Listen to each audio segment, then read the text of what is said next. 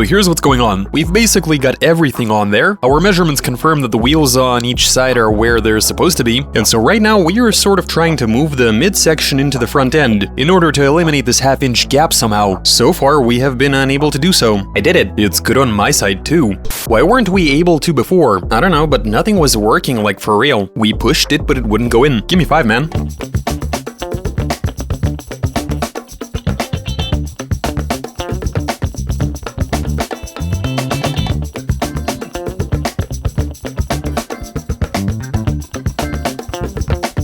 .7 on that side, 3.7 on this side, 21. This part's not flush. I don't get it. How the hell is this even possible? What is going on? Everything checks out when you measure it, but you can see that something is off. The numbers don't match the reality. How? You know what? Let's face it, we're never gonna build this Lambo. We have some wheels, 2 subframes linked to each other. Everything is measured up. We've got the body placed on top, which we're basically gonna be welding to the wheels. In the end, we should have a complete assembly, a shell that we're gonna be able to roll around the garage. That's when we proceed to weld the frame within the tubing that for now serves only to hold the bodywork together. We will maintain a couple of inches of space in between that and the panels to allow us to maneuver if we need to in the future.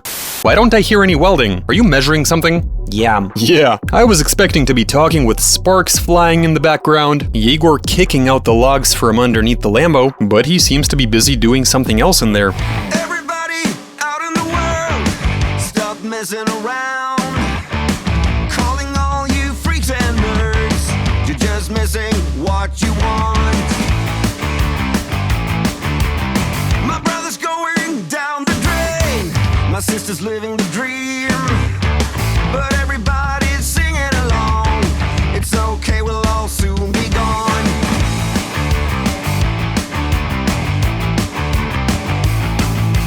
Hey, what's the matter with the bright red lights?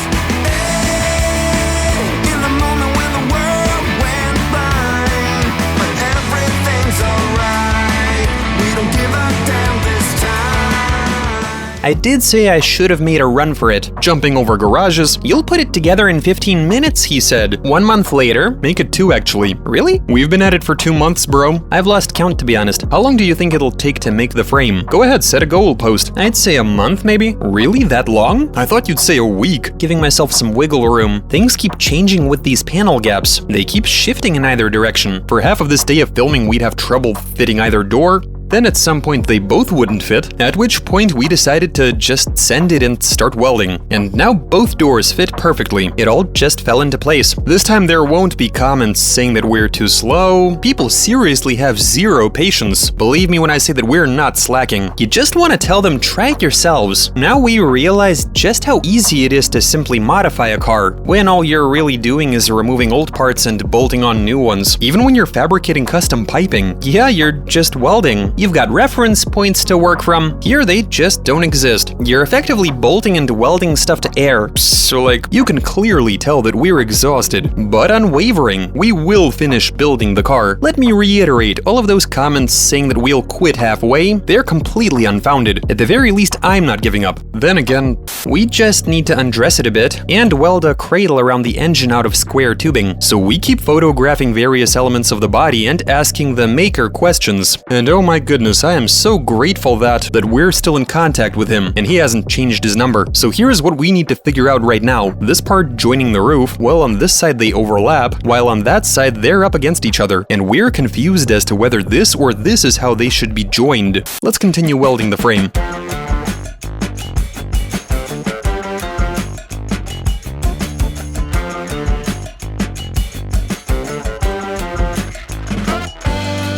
Things were going so well. Then along came the strut. So these past 1.5 hours, Yegor was busy measuring up the load-bearing frame, what's going to serve as the cradle for the engine. He already secured this tube with a few spot welds, cut out this piece of tube, so this was already supposed to be installed, but then I'm like, Yegor, you did account for the strut, right? His eyes were like this, and without saying a word, he installed the strut, and it was that moment when we realized that the strut interferes with the frame rail. This ain't gonna work. We need to make some revisions. We can't move too far that way since we'll have an engine over there, which has a 90-degree V and is going to require some space to accommodate. That might actually work. We found a quick fix for the issue without going too far or switching off the camera.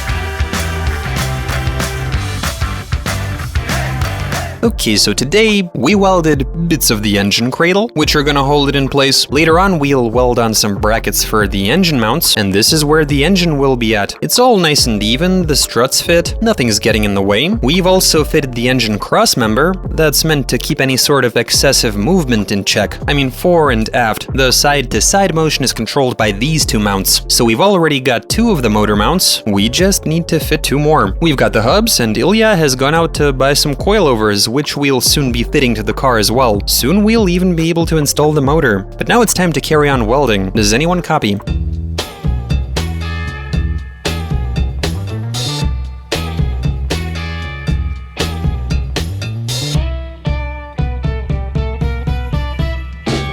I was just on the phone with Igor. Here he is actually, and he tells me he bought some really amazing thing for the Lamborghini build. What is that? Some kind of wig or something? What the hell is this? What the? Where'd you get this? Lambos are bulls. God, that stinks. Let's chuck it into the boat. They keep parking it in our spot. Maybe we should just leave them that disgusting bull's head. We need to get this out of here. Maybe let's throw it into that dumpster. No, we should leave it for the ants to munch on. Let's place it over there.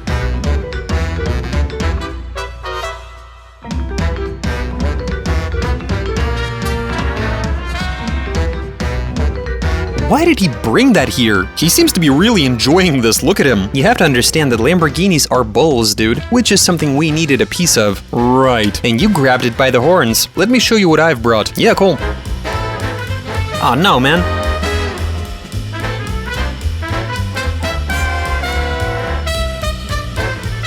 Are you just gonna leave it there? It needs some fresh air. That has to be the best excuse ever for when you're littering. Like, it needs fresh air. Like you'll throw it away later, right, Igor? I think I've brought something along that's a bit nicer. I bought us some coilovers. Whoa, these are actually really good. Oh yeah, you can adjust them in so many ways. You can change the stiffness. This is definitely a win in my book. Look, so the bolt pattern is spot on, but they are a bit off. Nothing a bit of trimming won't fix. I can't believe the Lambo is finally starting to take shape. I'm looking at all of this and realizing that something is coming together after all. We're building up an actual frame. We can fit the motor right now if we want to. Install a couple of motor mounts and stuff the motor right in there. Okay, should we get dressed and start hammering?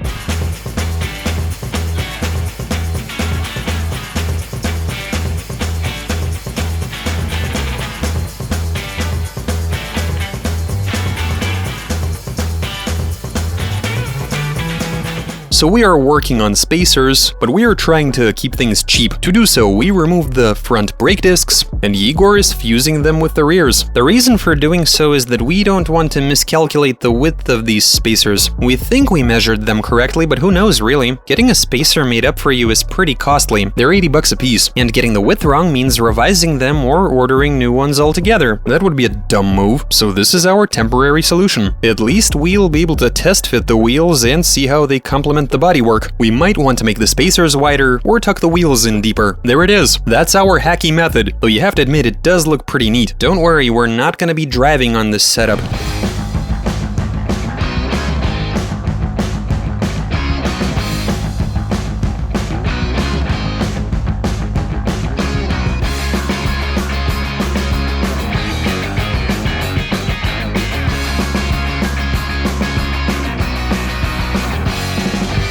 Okay, status report. Strut number 1 is secured in place. Also on that side, we have a nifty spacer made using 2 brake discs. Now we're doing the same thing on this side. Tell the people what coilovers are all about. Okay, so here's the deal. The reason we opted for these instead of the factory struts is because they've got a ton of adjustability. You can change the car's ground clearance. We can also play around with the spring ratings and the shock absorber stiffness. Do you know who made these? Some company with a weird name. Apparently they're called Largus. It's an obscure brand, but from what I hear, they're made in Japan and they're pretty high quality. So the reason we're putting spacers in the rear instead of spacing out the suspension like up front is the axle shafts. They'll be coming straight out from the gearbox, and so it'll just be much easier to make some wide spacers. But that's not gonna work up front. If we put spacers up front, the kingpin offset is going to be atrocious. The car will have the handling of a carriage. Now, of course, if we start experiencing trouble with the rear axle, say the bearings last just 300 miles, well, I guess we'll have to figure something out then.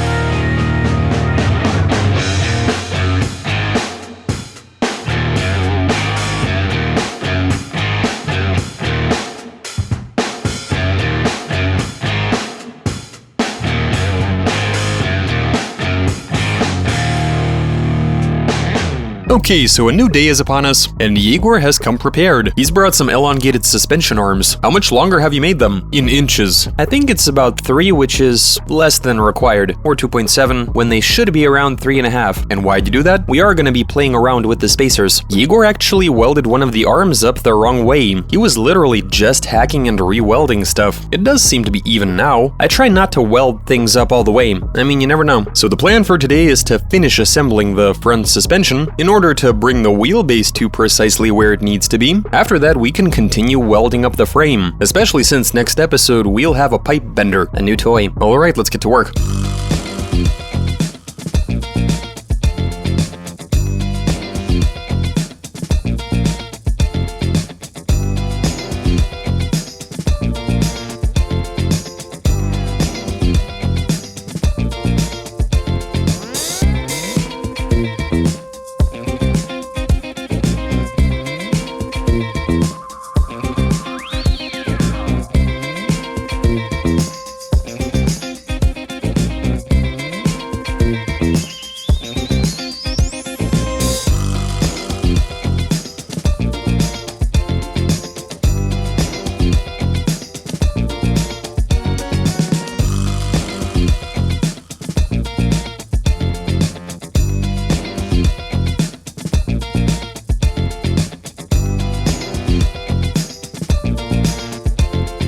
Okay, so where are we at this point? The wheels are pretty much where they should be. We have a foundation. We've begun welding up the frame. We've got an engine cradle, some struts in the back. So what are we doing next time? They deliver the pipe bender. We start to put together a frame that'll constitute a sturdy load-bearing structure, meaning we can finally secure all of this jelly, measure things up, and weld them up for good. That'll be all for today's episode. Big thanks for tuning in, and hopefully you enjoyed watching this one. Go ahead and share your thoughts in the comments for us to read. I mean, sometimes we actually get some pretty useful feedback from the viewers, though more often not, but hopefully you'll be the person to write something that's actually useful. See you soon!